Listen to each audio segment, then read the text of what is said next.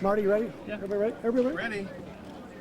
Well, this may have seemed to have been quite an odd situation, but the United Methodist Church is an open church. We have an open communion table. All are invited to partake.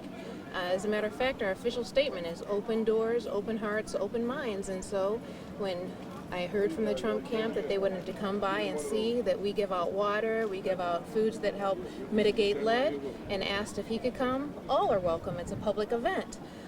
They had plans to make it a little more than they originally said, and I said, no, you're going to stick to the original plan.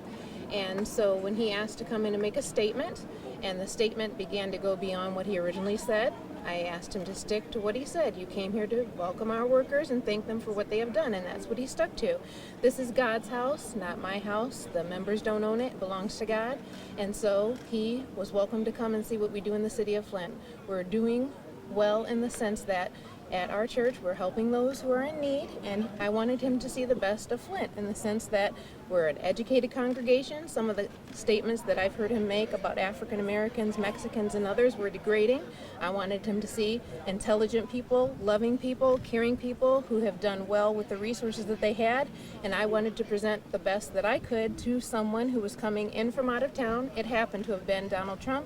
And I believe, whether people agree with it or not, that we represented Flint well. And that was my concern, is to both represent Christ well as a pastor and to represent Flint well. So your expectation now, or what's your thoughts of Trump now after he went to your church? I have no thoughts other than I hope that I represented our church and my God, my Lord Jesus Christ, well.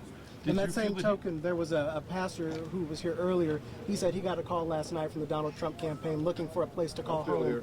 They were a group of pastors here who all said no, but they said you welcomed him. Why is that? Why didn't you just do what they did? I can't speak to any other pastors, but I just know this, that this church is God's house, and I can't speak to any other denominations, but I know the United Methodist Church is very diverse. Some United Methodists are Republican, some United Methodists are Democrats, some United Methodists are, what would you say, of no affiliation. We are all different, but what unites us is Christ, not our political parties. Did you get the impression that he said anything, or did he say anything that would have changed your mind?